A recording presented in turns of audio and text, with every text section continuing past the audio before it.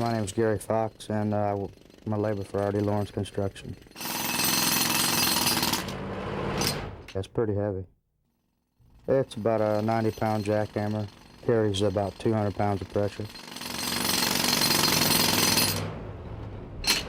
But if you let the jackhammer do the work, it's not really that hard on you.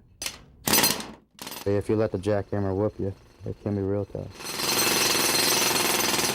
Yeah, I like to be outdoors. I wouldn't want to be in an office all day. Yeah, I like the construction because you're doing different things all the time. That's pretty fun stuff.